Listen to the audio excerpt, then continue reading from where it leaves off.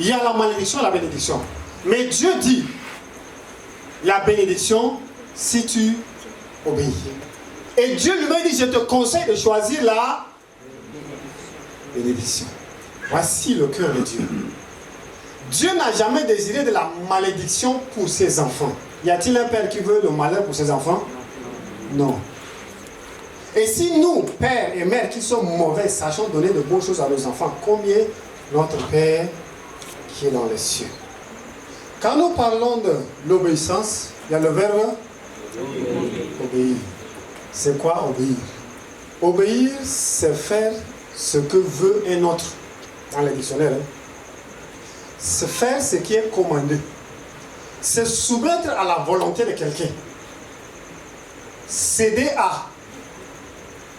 Être soumis à quelqu'un, à une loi, à un principe, à une autorité, mais céder, il y a céder, abandonner, lâcher prise.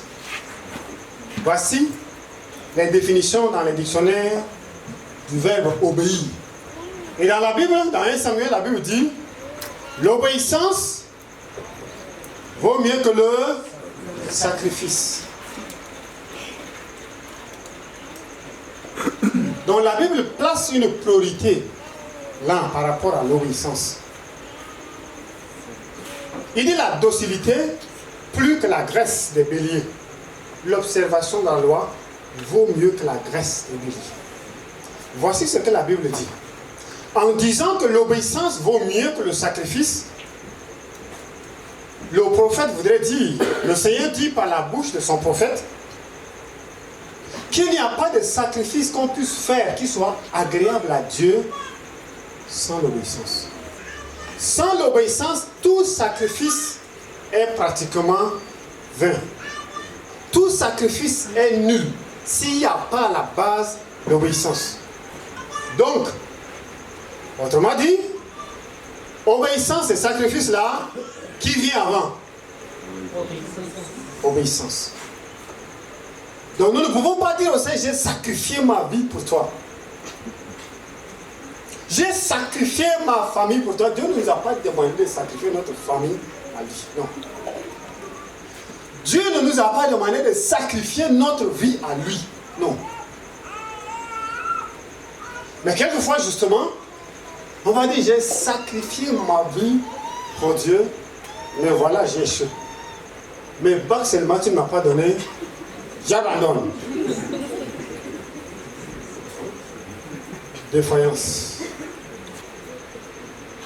À travers l'obéissance, le Seigneur veut s'approcher de nous. Et Jésus-Christ s'est offert comme sacrifice par obéissance. Il a dit, tu n'as voulu ni sacrifice, ni holocauste. Tu m'as donné corps.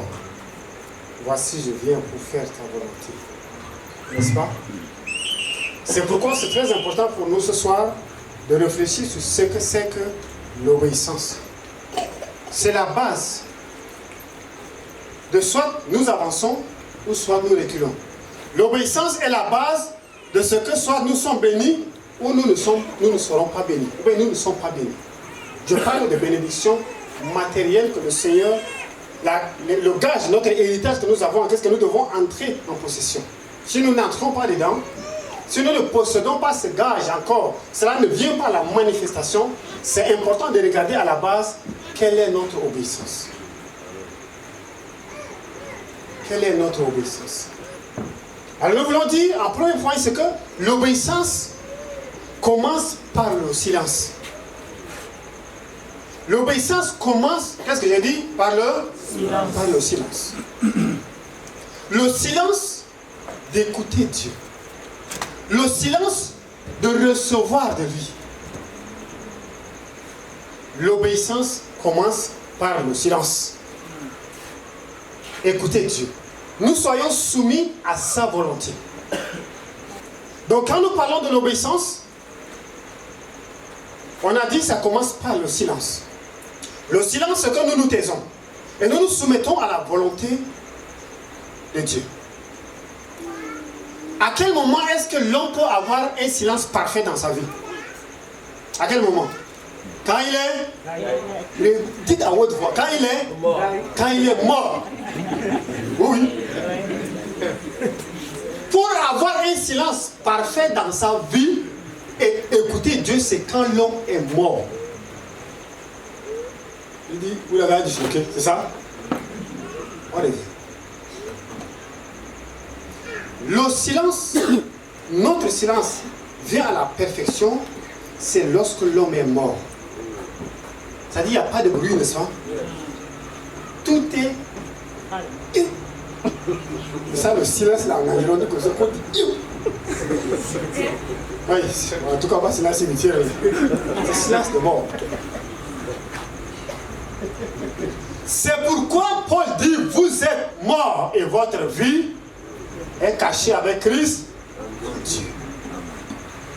Si nous ne sommes pas morts, on ne peut pas, un vivant là, qu'est-ce que vous allez me faire pour qu'il se taise? Non. Voilà, remarquez. Le silence, c'est quand on est mort. C'est quand tu es mort et morte en toi-même que tu vas commencer par écouter la voix de Dieu. Amen. Et quand tu vas commencer par écouter la voix de Dieu, c'est alors que tu seras amené à te soumettre à cette volonté. L'obéissance commence par le silence. C'est la soumission à la volonté de Dieu.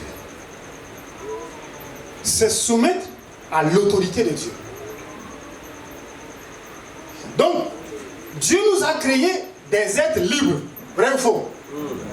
Nous sommes libres. Donc, se soumettre revient à faire quoi? Revient à donner notre autorité. Revient à donner notre volonté. Revient sinon à renoncer. C'est ça le terme que le Seigneur Jésus utilise. Si quelqu'un veut me suivre, qu'il fasse comment? Qu'il renonce à lui-même. Si tu ne t'abandonnes pas, si tu ne renonces pas à ta volonté, si tu ne renonces pas à tes ambitions, si tu ne renonces pas à tes priorités, à tes projets, comment tu vas te soumettre à sa volonté? Parce que les deux ont des désirs contraires, de façon où personne ne peut faire ce qu'il veut.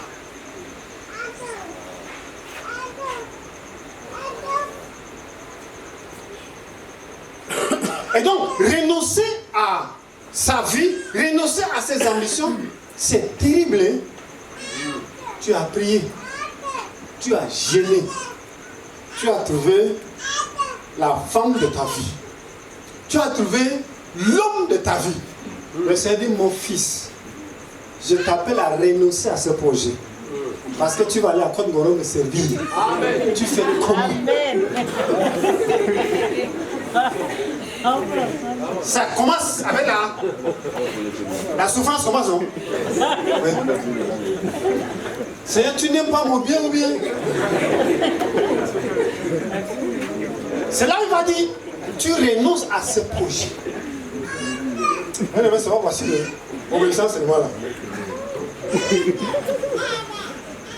Alors, bien aimé, il n'y a pas d'obéissance sans la souffrance. Qu'il soit clair. Amen. Il n'y a pas d'obéissance sans la souffrance. Souffre comment? Souffre là. Ça n'a rien à voir avec encore. Mais d'abord, la souffrance d'abandonner nos projets et d'accepter le projet de Dieu. Amen. Et souvent, le projet de Dieu ne correspond pas à nos projets. C'est là où le bas blesse. Seigneur, moi, je vais devenir architecte. Je vous assure. Depuis la télé, on prépare le concours d'architecture. Il me dit, il faut laisser ça. Viens ici. On a terminé à faire ça ici. Pour finir à la mer, quoi. On appelle le psychotechnique pour aller en France et puis on dit passer la peut-être une vidéo nous applique quelque part déjà. Mais grâce à Dieu. Ah ouais. Il dit, tu ne bouges pas. On est là comme ça, ils ont annulé le stage et on est là. Et maintenant, quand je vais là-bas, je n'ai pas envie de rester là-bas. Nos priorités vont changer. Il dit à Abraham, quitte ta patrie, quitte la maison de ton père, va dans un lieu où je vais te montrer. Bien aimé, la souffrance de devoir accepter la volonté de Dieu qui se manifeste à travers les humains qui peuvent se tromper aussi. L'obéissance, ça passe par la souffrance. L'homme, c'est un serviteur de Dieu. Je vais me soumettre à lui. Ou parfois il va rater même. Parfois il a des faiblesses, il a des inconvénients. Mais oui, je suis appelé à me soumettre. Tu te soumets à des parents qui sont fous. Mais il dit, tu vas les obéir. Un jeune frère dit, mais vous là, qu'est-ce que vous avez fait pour moi? Depuis que moi, c'est la naissance, moi, vous m'avez donné l'eau. Qu'est-ce que vous avez fait pour moi? Elle a commencé par bloquer sa bénédiction aussi. Parce que tu te soumets à des gens, quelquefois, des gens au bureau qui sont des incroyants même. Dieu va demander ton obéissance à eux là. Des païens même.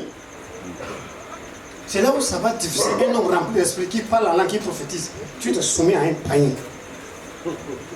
Dis-moi là, je me soumets à Dieu seul. Bon.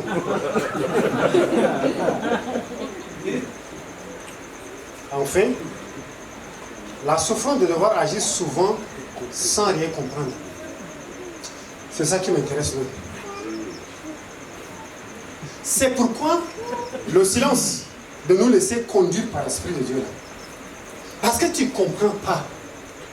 Mais il faut faire seulement. Tu ne peux pas demander Seigneur pourquoi. Mais il dit allons. Et tu vas. Il a demandé. Marie a demandé aux gens, voilà, tout ce qu'il vous dira, faites-le. Et ils ont vu qu'il a puisé de l'eau là. Ils ont dit l'eau. Almira. Il dit puiser, donner à l'ordonnateur du repas. Bon, ils ont un peu un échappatoire parce que s'ils disent, mais vous là, ça ne va pas chez vous. Vous me donnez, je vais faire avec quoi? Ils vont dire, c'est l'autre qui nous a envoyé. Mais je ne sais pas, est-ce qu'ils ont cru à ça? Mais ils n'ont pas compris le mécanisme. Mais ils ont obéi. Sans rien comprendre. Mais ils ne me prient. C'est ça ma prière de tous les jours. Il y a des choses que je ne vais pas comprendre. Je ne comprendrai pas aussi jusqu'à ce que nous le voyons face à face. Il y a des choses que nous n'arriverons pas à comprendre. Maintenant, c'est de demander, Seigneur, si c'est ta volonté, donne-moi la foi de me soumettre et d'accepter. Avec ta grâce. Lorsque Abraham sortait de sa famille, c'est un milieu désertique. Ce n'est pas des fables, mais c'est des choses réelles. Dans le milieu désertique, il y a le vent. Tu ne peux pas connaître la direction. Il y a le vent, il y a le désert, il y a les cailloux, etc. Mais c'est dans ça là qu'il doit traverser. Sortir de ces milieux-là pour marcher sur les montagnes, les hauteurs. Il ne connaît pas le sang, il va seulement. Tu ne connais pas. Ça va demander, mais tu m'amènes où? Moi-même, je ne sais pas. Mais allons-y. Mais c'est là où c'est difficile. La femme va te dire, explique-moi, tu vas me tuer. Mais puisque le Seigneur m'a dit, allons. Mais la femme, généralement, elle pleurait ça. Elle pleure, ça de base qui prend la mort. Mais la fille, dans le pleure, la c'est jetable, non, je pense. Quand vous allez arriver, elle va dire. Mais pendant que vous partez là, ça va faire mal, elle va pleurer. Mais non, c'est pas comme ça la volonté de Dieu. Amen. Je n'ai pas dit les forcer.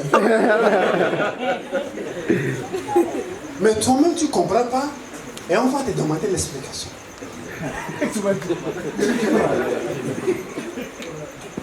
C'est pourquoi nous gardons le silence. Et le Saint-Esprit va souffler sa paix. Et sa paix va nous conduire quand nous sommes dans sa volonté. On a parlé du silence. Donc la première attitude dans l'obéissance, c'est le silence. Ce n'est pas le silence de refuser ou de fermer, non. Ou je me ferme à moi-même. Non. Je refuse d'écouter, je refuse de croire, je refuse de regarder. Non, ce n'est pas ce silence-là. Ce n'est pas ce silence-là qu'on nous parle. Mais le silence dont nous parlons, c'est un silence d'ouverture au-delà de la voix des hommes, au-delà de la voix humaine. Nous voulons entendre la voix de l'Esprit Saint qui parle. Et nous suivons. Et nous marchons avec assurance. La deuxième attitude dans l'obéissance, c'est l'humilité. Première attitude, nous avons parlé du silence. Et on a dit le silence parfait, c'est lorsqu'on est mort. Ma soeur, mon frère, si tu n'es pas mort en Christ, tu n'es pas morte en Christ, ça va être terrible de se taire. La chair, quand il y a action, il doit y avoir réaction. Mais c'est quand quelqu'un est mort qu'il peut écouter Dieu. Mort dans la chair, mort à soi. La deuxième attitude, c'est l'obéissance et l'humilité. L'humilité est l'ouverture totale de soi-même à la parole de Dieu, à la volonté de Dieu, être humble. C'est devenir un terrain disponible pour que la parole de Dieu ait son effet et elle agisse. S'ouvrir à la parole de Dieu, s'ouvrir à Dieu. Quand nous sommes un terrain disponible pour que la parole de Dieu agisse, c'est alors que nous portons des fruits. Bien-aimés, nous avons vu quand nous lisons dans l'histoire de Genèse, d'Abraham, dans le livre de Genèse 12, comment le Seigneur a commencé par appeler Abraham à sortir. Parce qu'il a déjà béni Abraham. Pour qu'il entre en possession de sa bénédiction, il y a un test d'obéissance. On parle de l'école d'obéissance, il y a un test d'obéissance pour entrer dans la bénédiction que Dieu a déjà promis à Abraham. Donc quand le Seigneur décide à nous bénir, il nous appelle toujours à l'obéissance. Donc quand il y a une bénédiction, quand il y a une responsabilité, quand il y a des biens à confier, quand il y a une charge à confier, que ce soit à qui, que ce soit dans la maison de Dieu, Dieu, le premier test, il doit tester notre obéissance. Est-ce que ce frère, est-ce que cet enfant est digne que je puisse le confier la responsabilité? Est-ce qu'il est obéissant? Est-ce qu'elle est obéissante à ma voix pour que je puisse la confier cette responsabilité? Sinon,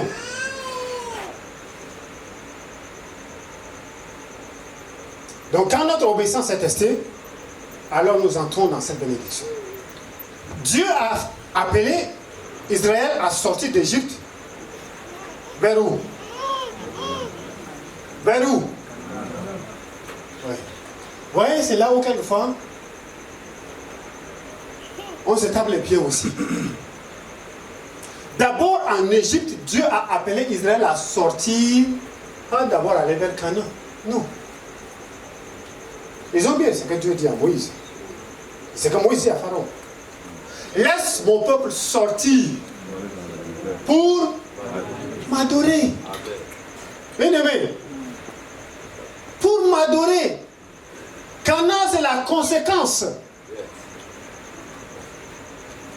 Canaan, là, c'est pas ça l'objectif. La bénédiction, là, c'est pas ça l'objectif. Non. Dieu nous appelle à lui. Quand nous sommes à lui, quand nous sommes en Christ, alors nous sommes bénis de toutes les bénédictions spirituelles dans les lieux célestes. Amen. Donc le troisième point là, c'est l'adoration. Dieu appelle à l'adoration. Il dit que mon peuple sorte pour m'adorer. Donc c'est ceux qui savent adorer Dieu qui entrent. Et ils vont certainement obéir à Dieu et qui entrent dans les promesses. Qui entreront dans les promesses. Le Seigneur va éprouver notre obéissance par l'humilité en nous faisant passer par la croix. En nous faisant passer par des situations qui vont nous coincer. La croix, ce n'est pas mon enfant, ce n'est pas ma femme, ce n'est pas mon frère. La croix, c'est tout ce que Dieu a mis pour détruire le vieil homme en nous. C'est ça la croix que Dieu va faire passer. Pour nous apprendre le chemin de l'humilité. Et pour aboutir à notre héritage, à notre bénédiction, nous prenons le chemin de l'obéissance pour atteindre cela. Donc sans l'obéissance, on est désobéissant. Et si on est désobéissant, on est rebelle. Si on est rebelle, on est orgueilleux.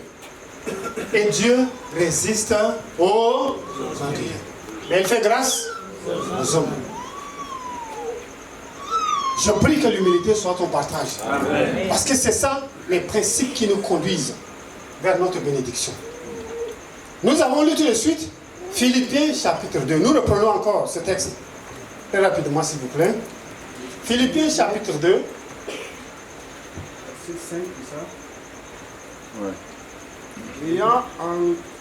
Ayez en vous les sentiments qui étaient en Jésus-Christ, lequel existant en forme de Dieu, n'a point regardé comme une proie à arracher d'être égal avec Dieu, mais s'est dépouillé lui-même en prenant une forme de serviteur, en devenant semblable aux hommes, et ayant paru comme un simple homme, il s'est dépouillé lui-même.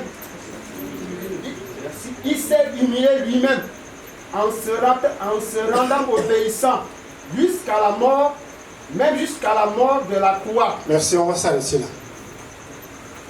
Ok, il n'y a pas dans la Bible où quelqu'un dit Seigneur, humilie-moi. Vous avez vu ça quelque part? Seigneur, humilie-moi, vous avez vu ça quelque part? Il dit humiliez-vous. Et c'est ce que le Seigneur a fait. Le modèle parfait de l'obéissance, c'est le Seigneur Jésus. Que nous avons lu dans Philippiens 2, le texte devrait en parler aussi. Mais dans Philippiens 2, la Bible dit il est l'égal de Dieu. Il est Dieu lui-même. Mais il n'a pas vu cela comme une proie à arracher. Bien-aimé, quand on parle de l'humilité, cela n'a rien à voir avec les têtes des gens, l'obéissance. Ça n'a rien à voir avec la forme, la stature et la position. Non. Quelqu'un qui est obéissant, il est humble. Et s'il est humble, il peut se soumettre même à un enfant. Amen. Amen. Il peut ou elle peut se soumettre même à un enfant. Regardez Jésus. Lui qui était l'égal de Dieu. Mais il s'est humilié, se rendant obéissant, jusqu'à la mort, et même la mort de la croix. Voici ce que la Bible dit dans le livre de l'Hébreu. Dans le livre de l'Hébreu, la Bible dit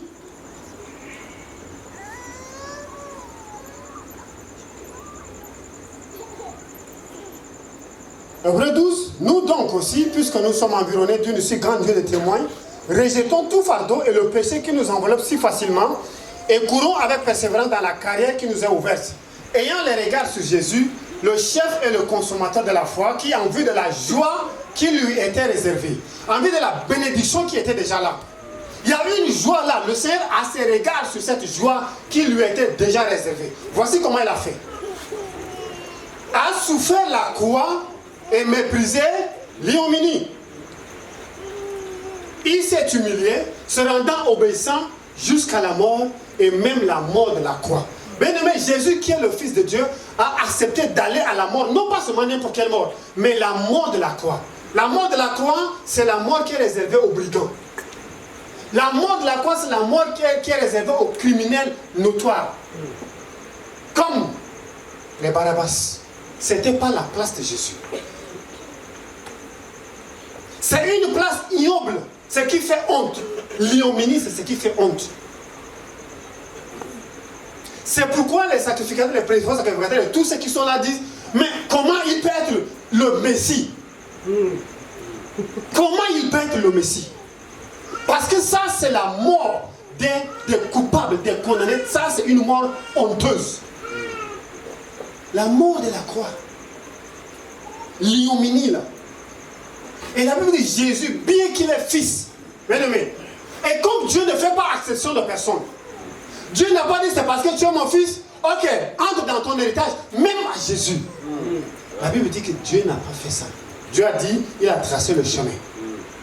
Pour entrer dans la joie, il faut passer par l'obéissance. Et on a dit l'obéissance, ça implique aussi la souffrance et la douleur. Bien qu'il était fils, la Bible dit, il a présenté à Dieu par des cris et des grands larmes. Regardez à Gethsemane, le Seigneur Jésus, il dit, Père,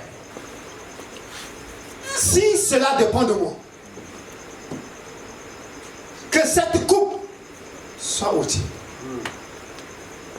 Mais qu'est-ce qu'il dit?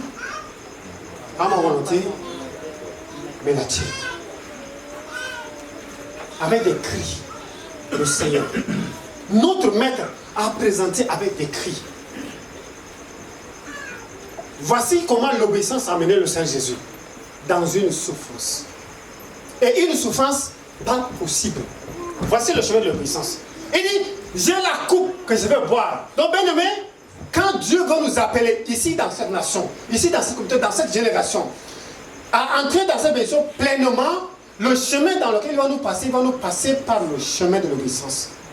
Et sur le chemin de l'obéissance, il y a la coupe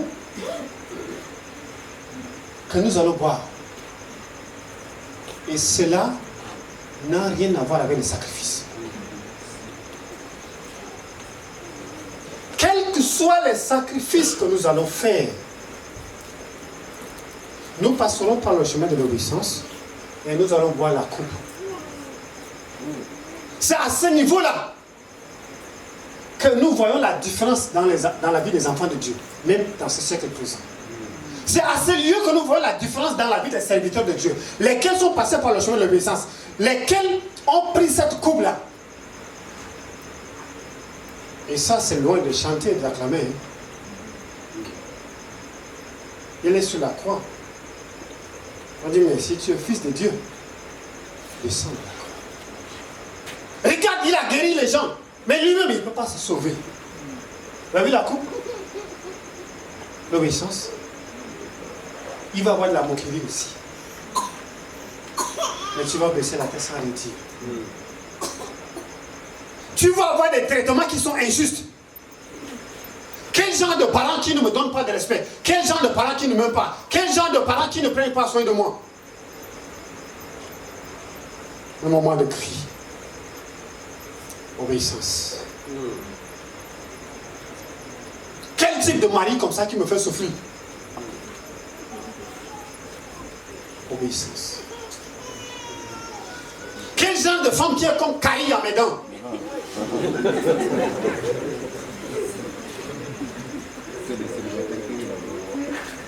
C'est pourquoi dans notre siècle présent, les divorces sont au bout d'un doigt. Marié, sceller le mariage à l'église. 2 semaines, on est parti. Bien aimé, le Seigneur va nous faire passer par ce chemin-là. Ce n'est pas pour nous faire souffrir, non.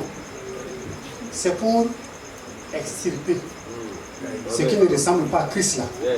Il va enlever pour sortir un produit de valeur. Amen. Que quand ça va secouer, ça brille. Amen. Quand ça va secouer, c'est stable. Amen. Mais bien aimé, il y aura le moment peut-être la boule de Djigari, tu ne vas pas trouver. Et voilà, on va te mettre devant un fait. Il y a un papier là, tu fais comment?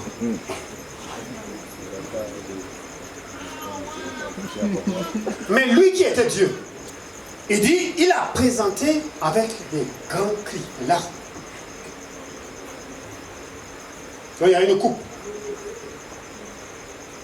Il y a une coupe à boire. Je ne sais pas dans quelle situation tu es maintenant. Ou quelquefois, on va être rebelle. C'est le moi là, c'est trop. J'ai trop supporté. Si c'est ça ta maison là, reste avec ta maison.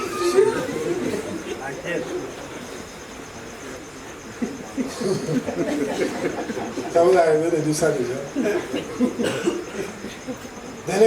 Ici. On va t'amener avec.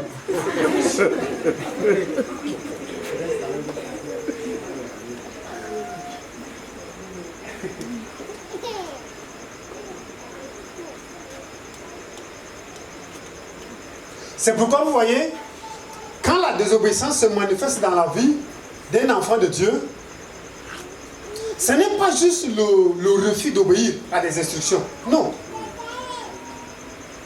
C'est un instinct. C'est une tendance à se rebeller contre toute autorité. C'est pourquoi on peut obéir dans le but de désobéir. Exemple. Moi, je parle de la tasse, ça va me tourner dans ma série. Elle a lavé les salles à casa. Même quand c'est fini, elle est dehors. Elle rentre à 20h. Tu viens d'où? Mais je suis sorti, non? Est-ce que je suis prisonnier? Ces tasses-là que vous avez devant, je vous lave. Est-ce que je peux laver les tasses? Elle a lavé, non? Oui. Obéissance dans le but de désobéir. Ça, c'est des rebelles.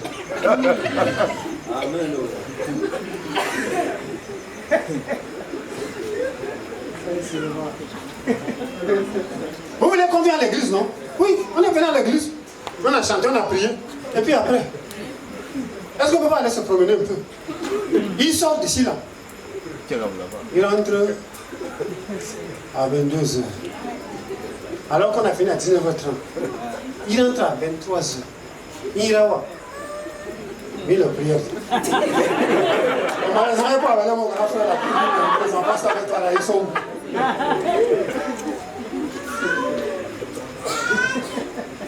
C'est ça, obéir dans le but de désobéir. Et ça, Dieu connaît ce genre de cœur là loin. De très loin. Il dit, celui-là, il m'honore des lèvres seulement. Mais dans son cœur, c'est son propre intérêt.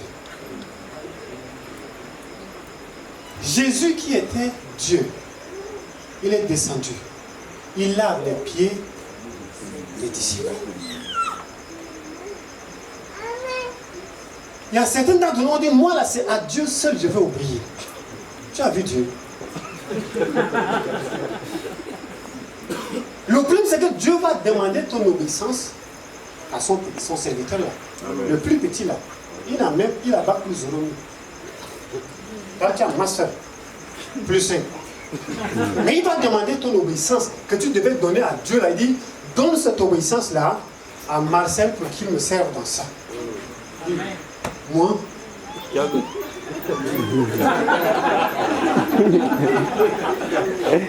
moi comme ça. Dumbadi les gars.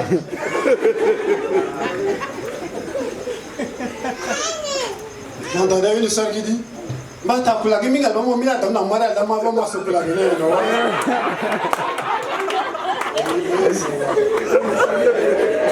Donne-moi le travail au nom de Jésus. Parce que ça l'aide à se soumettre quand même. Voilà le cœur de Jésus. Et nous voulons être bénis. Comment?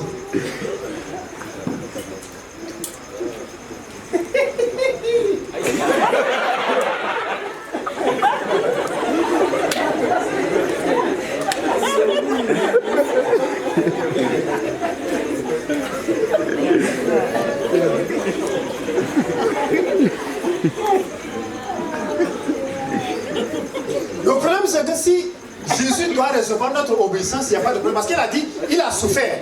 Il est devenu l'auteur d'un salut éternel. Donc il peut donner le salut à tous ceux qui lui obéissent. Amen. Amen. Maintenant, si on doit donner notre obéissance à Jésus, il n'y a pas de problème.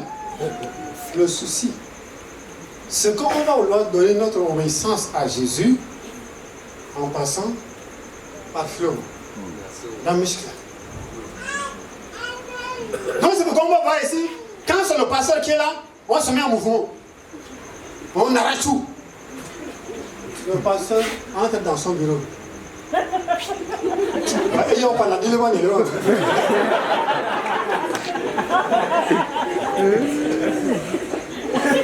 On va demander, c'est déjà obéissant. Et le pauvre pasteur, comme il a pas vu aussi.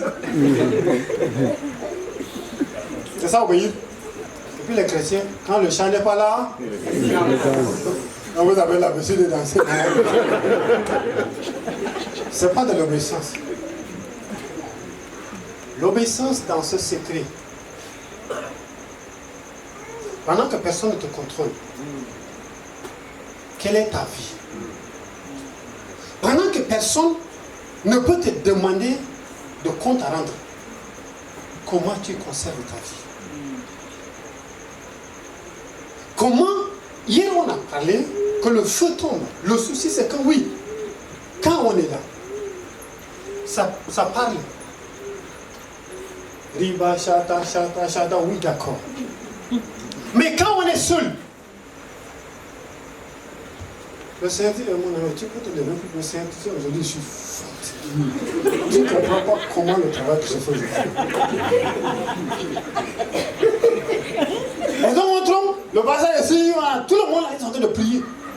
Alors que nous, on veut qu'individuellement, on prie qu'individuellement, chacun de nous dans sa maison, dans son lieu de travail, que nous allumons le feu, parce que notre objectif, ce n'est pas le même. Notre objectif, c'est que le tchad soit payé. Donc, c'est au-delà de ce moment. C'est pour que nous prenions à partir d'ici, quand on est seul, on soit capable de faire non pas par peur, non pas par regard des gens, mais par obéissance à Dieu. Ça va coûter un peu le sommeil aussi. Amen. Amen. Pendant ce temps, le froid, le drap et tout. Quand c'est le badge encore, c'est beau. Mais il faut sortir de cela. C'est là où on va garçon. Voici ce que la Bible dit pour finir. La Bible dit, enfants, obéissez à vos parents. Nous avons parlé de la part passée déjà. Mais ici, l'obéissance dont le Seigneur dit, si vous obéissez, vous avez la bénédiction. Vous voulez la bénédiction? Moi, j'en veux même. Je vous assure, je veux. Le pasteur a parlé de ça hier, le dimanche, il dit, bon, pendant les 40 jours là, les maladies ne seront plus, etc. Il dit, oui, ceux qui ont l'onction de richesse, il dit, bon, le reste, je vous donne, mais pour richesse, là, moi, je prends. Moi, le frère Ori. Mais c'est une réalité. Le chemin pour entrer dans cela, c'est notre obéissance. Quelle est ton obéissance à Dieu? Quelle est ton obéissance à la maison?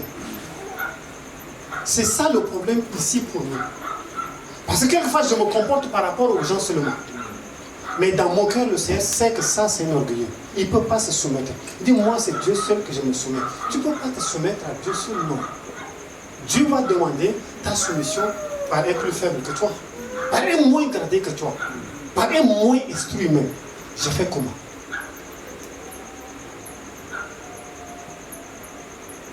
Mon cousin m'a dit, il faut quitter là-bas, il joue la batterie. On fait comment?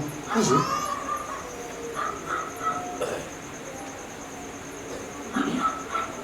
C'est ça la source de la bénédiction. Si tu obéis, si vous gardez mes commandements, demandez ce que vous voudrez, cela vous sera accordé. Bien-aimés, la bénédiction, ça s'arrache. Maintenant, puisque la bénédiction, ça s'arrache, elle nous fait passer par le chemin de l'obéissance. Nous avons parlé la fois passée au séminaire. Elle nous fait passer par le chemin de l'obéissance. Et qui dit obéissance? Il faut être calme pour écouter. Il faut obéir. Il faut être humble. Et il faut une vie de consécration, d'adoration à Dieu. Et c'est ce que nous voulons entrer dedans dans cette période. Bien-aimés, les richesses que nous avons dans la Bible, il dit, vos greniers seront regorgés de nous.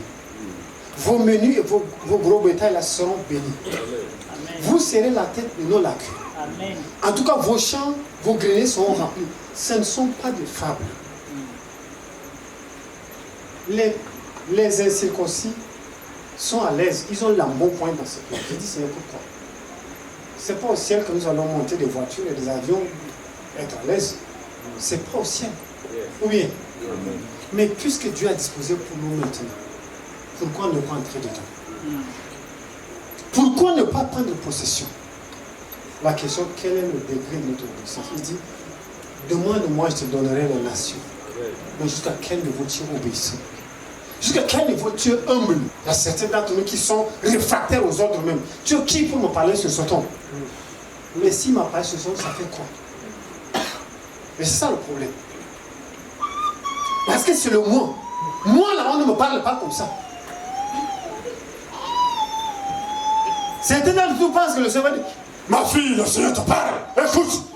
Est-ce que vous pensez que le Seigneur va nous on va rester debout? Bien-aimé, une voix descend du ciel. Croyez et te parle. Crois-tu que tu vas rester debout sur tes deux pieds? Mais c'est ce dont certains d'entre nous attendons. Je suis pas l'Éternel. Ce que tu fais, c'est pas bien. Je peux te détruire.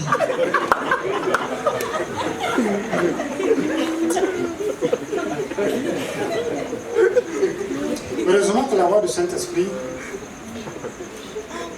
c'est doux et c'est calme. Mais c'est pour notre bien. Mon fils, si tu oublies, voici c'est ça ta bénédiction. Ça y est déjà là. Ma fille, ce que tu veux courir là, ça y est déjà là. Ce que je demande, c'est que tu sois humble. C'est que le moi là, tu laisses tomber. Dis Christ, humilie-toi sous ma puissante main et moi je vais te lever.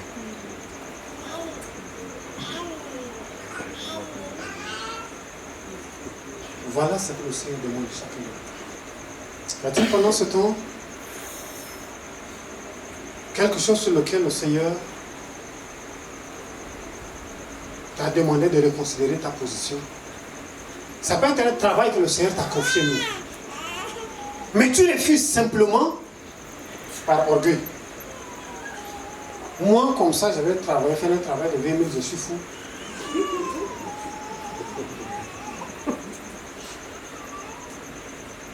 Je ne sais pas si tu as besoin de ça.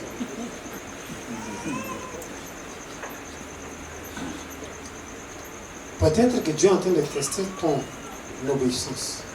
Il dit, celui qui est fidèle dans peu de choses, on lui confiera les grands.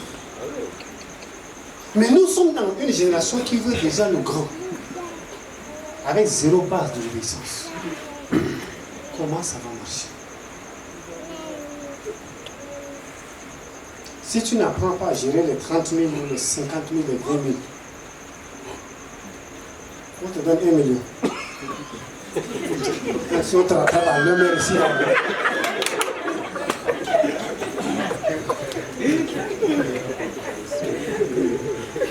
non, on se connaît pas. Sinon, je me connais en tout cas.